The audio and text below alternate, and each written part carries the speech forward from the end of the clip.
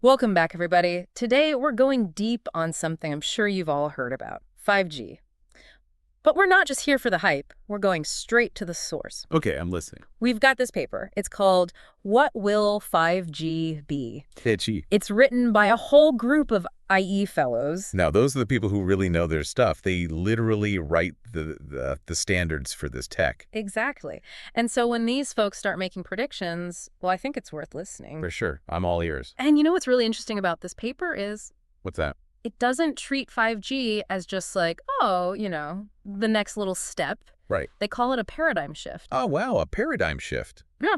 That's a pretty big deal. What does that mean for us regular folks? Well, think about it this way. Right now, we've all gotten used to our phones working on 3G, 4G, whatever's available. But this paper is saying 5G might completely break that backwards compatibility. Well, so no more just upgrading to the next iPhone and expecting it to work on the new network. It might be that drastic. It's like the difference between dial-up and broadband. It's not just about getting a slightly faster connection. It's a whole new way of accessing the internet. So are they basically saying we might need entirely new devices to even use 5G? That's what it sounds like to me. And that's a huge deal. I mean, one of the big promises of 5G is 1,000 times the data rate of 4G. Yeah, that's the buzz. Yeah. Everyone's talking about crazy fast speeds. Yeah. But how are they going to actually pull that off? Well, the paper outlines 3 key areas they're focusing on: densification, bandwidth, and spectral efficiency. Okay, so let's break those down one by one. What's densification? To me, it sounds like they're planning to put a cell tower on every street corner. Well, it's not quite that extreme, but you're on the right track. Densification basically means increasing the number of base stations in a given area by a lot. Okay, so more base stations, got it. Yeah. But how many are we talking about here? We're talking about base stations so small they could fit on a lamppost, even as small as, like, your home Wi-Fi router. Whoa, really? They're going that small. What do they even call those things? They call them femtocells. Femtocells. Yeah. So instead of having these giant towers spaced far apart, we'll have a whole network of these tiny base stations everywhere. Exactly. And that makes sense if you want to get a signal to way more devices, right? Yeah, that makes sense. But doesn't that also create a ton of new challenges? I mean, think about the cost and logistics of installing and maintaining all those base stations. And what about managing all the connections between them? How do you even make sure a user's device switches smoothly between cells as they move around? It seems like a logistical nightmare. Oh, it's a massive undertaking for sure. It's not just about shrinking down the towers, it's about rethinking the entire network infrastructure. Okay, so that's densification. The next thing you mentioned was bandwidth, right? And this is where it gets pretty technical. They talk about moving to millimeter wave spectrum. What is that exactly? Sounds like something out of Star Trek. Well, millimeter wave, or millimeter wave for short, refers to a super high frequency part of the electromagnetic spectrum. High frequency, like how high are we talking? We're talking between 30 and 300 gigahertz. Gigahertz, that's way higher than what we use for current cell networks. Oh, yeah, much higher. And you know what's really interesting is that this part of the spectrum is largely unused right now. Why is that? Is it dangerous or something? No, not dangerous. It's just that wave signals come with some unique challenges. For one, they don't travel as far as the frequencies we currently use for cell networks. So shorter range. Exactly. And they're also easily blocked by things like buildings, trees, even rain. So it's like a whole new frontier of wireless communication, but with its own set of obstacles. You got it. It's like the Wild West of spectrum. I like that analogy. So how do they plan to overcome these wave limitations? It seems like a pretty big hurdle to overcome. Well, the paper is pretty optimistic, especially for dense urban environments where you need 5G the most. In these settings, that shorter range of wave could actually be an advantage. Less interference, plus there's just tons of bandwidth available up there, just waiting to be used. Okay, I'm starting to see the potential. So imagine this. You're in downtown Chicago, you can download a movie in seconds, but then someone walks between you and the base station, and poof, your connection drops. That's kind of the trade-off, right? Yeah, that's a pretty good picture of the situation. And you know what's even cooler? To deal with that exact problem, the paper proposes this idea of phantom cells. Phantom cells, that sounds spooky.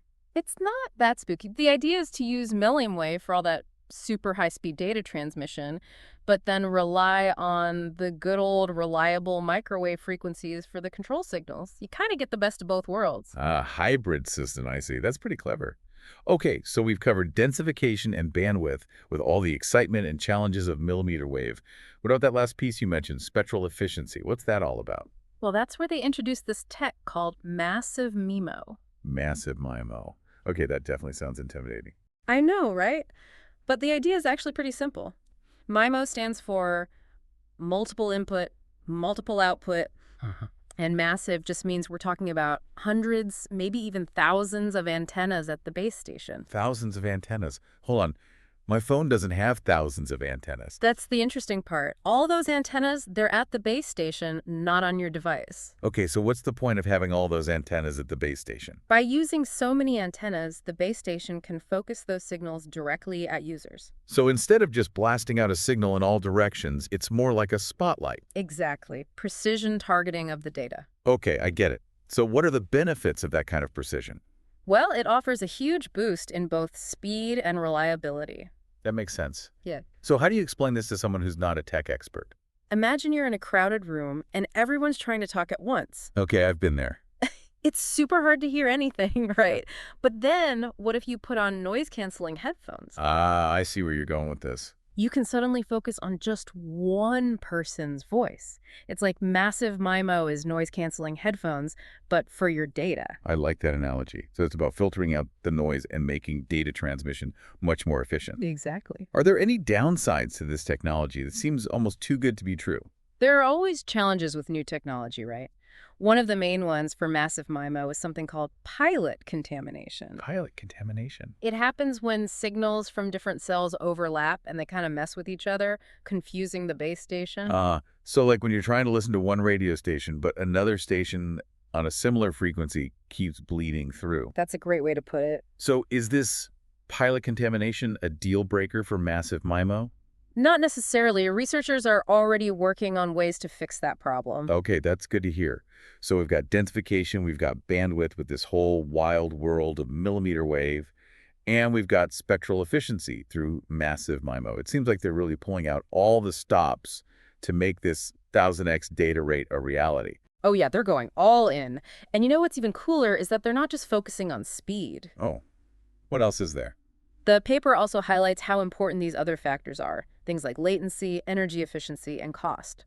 All crucial for making 5G actually work for, regular people. That makes sense. It's not just about downloading things quickly, it's about creating a network that's actually usable and sustainable in the long run. So tell me more about this latency thing. What kind of speeds are we talking about here? Okay, so with 5G, they're aiming for a round-trip latency of just 1 millisecond. 1 millisecond. How does that compare to what we have now? Well, right now, 4G networks, they have latencies around 15 milliseconds. Okay, so we're talking about a pretty significant decrease. I can barely snap my fingers that fast. What kind of things would that ultra-low latency actually enable? Think about things like real-time gaming, no lag at all, or remote surgery. Imagine a doctor being able to perform a complex procedure from miles away, guiding robotic instruments with no delay. That's incredible. It would be like being right there in the operating room. Exactly. There's also this thing called the tactile internet. Tactile internet. What's that? The idea is you could actually feel things remotely. Whoa. That sounds both amazing and a little creepy. Imagine feeling a virtual handshake, but there's no one actually there. Hopefully the technology will be a bit more refined than that, but you see the potential, right? Lower latency means more immersive and responsive experiences across all kinds of applications. Absolutely. It's like bridging the gap between the physical and digital worlds. Okay, so moving on to energy efficiency. We're talking billions of devices, all those new base stations. We can't have them all constantly guzzling power. That wouldn't be very sustainable. No, not at all. Yeah. So what are they proposing to address that? Well, the paper discusses a whole bunch of cool solutions, things like smarter resource allocation algorithms. What does this do? They only activate base stations when they're actually needed. And then there's the idea of using renewable energy sources like solar panels to power those stations. So you're picturing these tiny base stations on rooftops, soaking up the sun and intelligently managing network traffic based on demand. Exactly. It's a pretty awesome vision for the future of 5G, don't you think? It is. It shows that they're really thinking about the big picture, not just the technology itself. Okay, but now let's talk about the elephant in the room. Cost. Densification means tons of new base stations, plus all the backhaul infrastructure to connect them. That's got to be incredibly expensive. How do we even make 5G economically viable? That's the million-dollar question, right? And the paper actually explores some really interesting solutions. One idea is infrastructure sharing. Infrastructure sharing. What's that? Basically, different operators would share the same physical sites and equipment. Instead of each building their own separate networks. Exactly. It'd be like a co-working space for cellular networks, where they share the rent and utilities. This could dramatically reduce costs and make things way more efficient. Makes a lot of sense. Sharing is caring, especially when it comes to expensive infrastructure. Right. They also talk about the need for new business models for spectrum allocation. Okay, tell me more about that. What's wrong with the current model? Well, historically, wireless spectrum has been really tightly controlled with these exclusive licenses that are auctioned off for huge sums of money. Right, I've heard about those auctions. They go for billions of dollars. Exactly. And that creates a huge barrier to entry for smaller players, which kind of limits innovation. So they're talking about changing the rules of the game when it comes to spectrum. Pretty much. The paper explores a bunch of alternatives, unlicensed spectrum, kind of like what we have with Wi-Fi. Then there's dynamic spectrum sharing. Where users can just access unused spectrum whenever they need it. Yeah, exactly. And get this, they even talk about spectrum brokers. Spectrum brokers, is that like a stockbroker but for bandwidth? Yep, you got it. Imagine a marketplace where businesses can just buy and sell bandwidth as needed. That would make things so much more dynamic and flexible. That's a pretty radical shift from how things are done now. It sounds like it could really shake things up and create a lot of new opportunities. Exactly. And this whole idea of democratizing access to the airwaves is a recurring theme throughout the paper. So it's not just about the technology itself, it's about rethinking the whole system and making sure that everyone benefits. Right, exactly. I think this paper does a really great job of laying out the incredible potential of 5G. It's so much more than just a faster network. It's a complete reimagining of how we connect and communicate.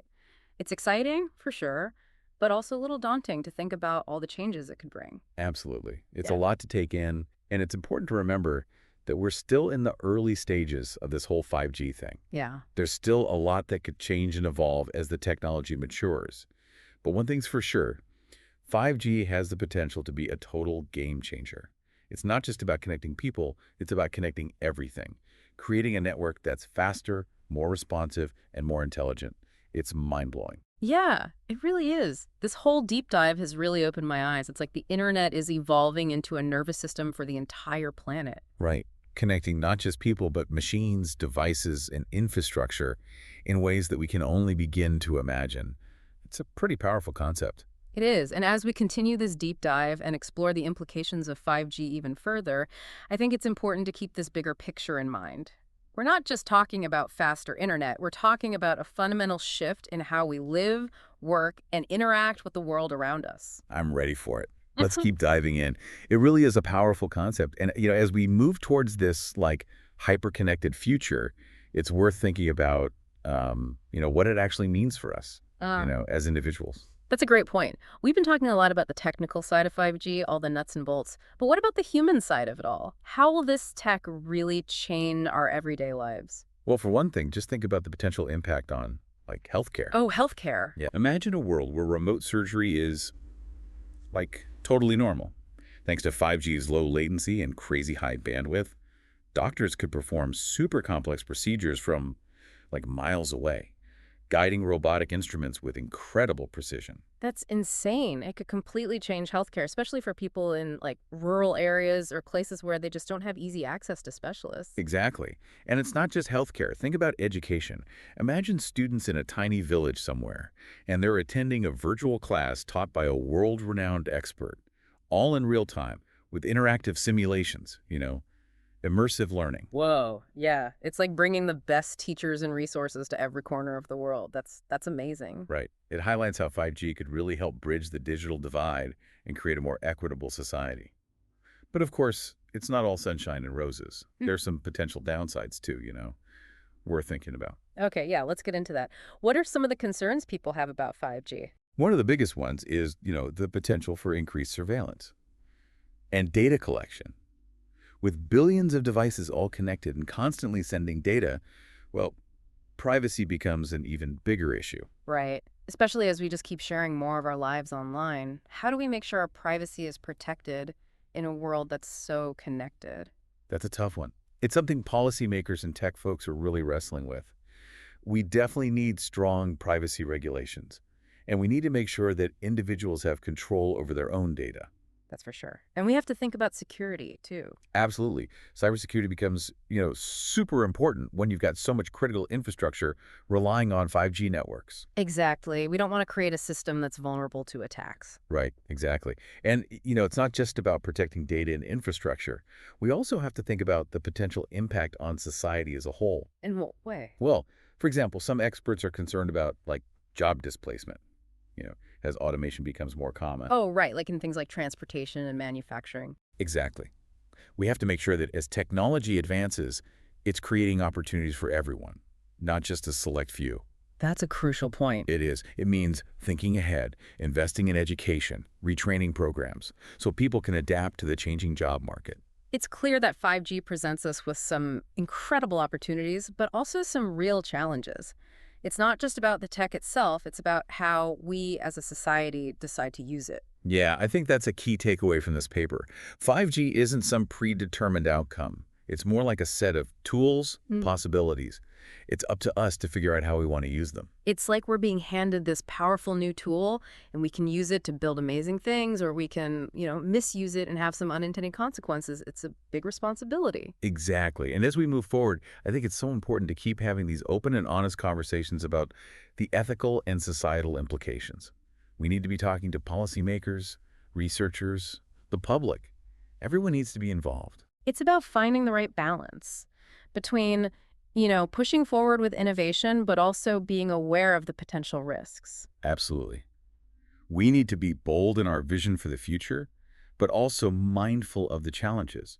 We need to embrace the transformative power of 5G while also protecting our values. This paper has really opened my eyes to just how complex this whole 5G thing is. It's so much more than just faster internet. It really is a fundamental shift in how we connect, communicate, live our lives. And it's a shift that's already happening. We're seeing the first 5G deployments, and this is just the beginning.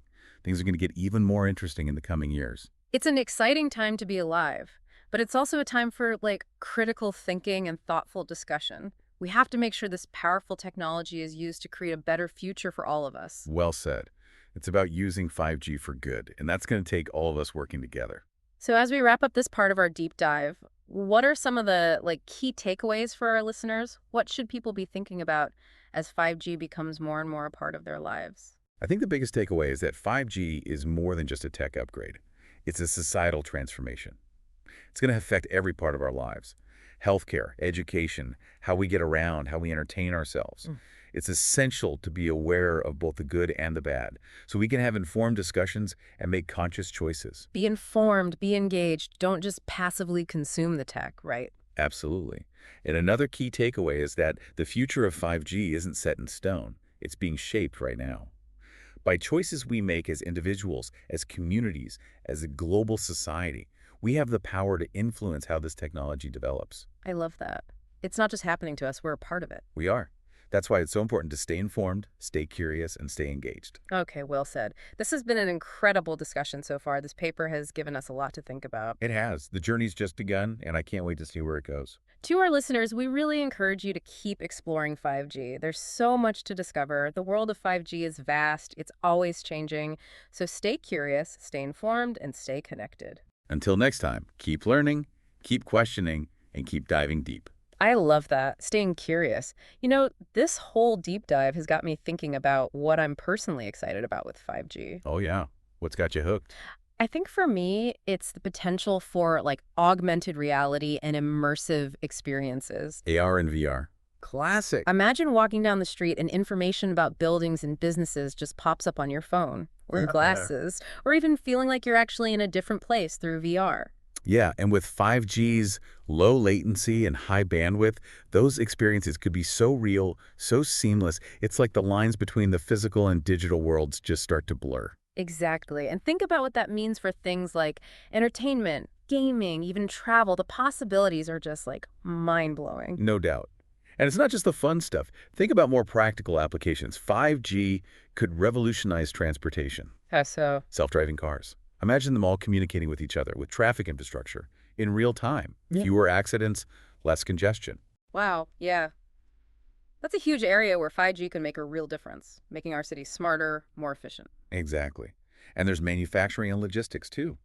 Then connected factories, Yeah. supply chains that are optimized in ways we can't even imagine yet. It's like a domino effect. 5G comes along, and then all these other technologies and innovations can suddenly take It off. really is. All these technologies, they start to converge, create this web of interconnectedness. It's powerful stuff. It's exciting, but also kind of overwhelming. All these changes coming at us so fast. I hear that. It's a lot to take in. But I think the important thing is to approach it all with, a sense of wonder and curiosity, not fear. We've got this incredible opportunity to shape how 5G develops, make sure it's used to build a world we're proud of. Love that. A world we're proud of. I think that's a fantastic note to end on. This deep dive has been a real journey, and I hope our listeners are feeling inspired to keep learning about 5G and to get involved in the discussions that are shaping its future. Me too. It's a conversation that's just getting started, and I'm really excited to see where it leads.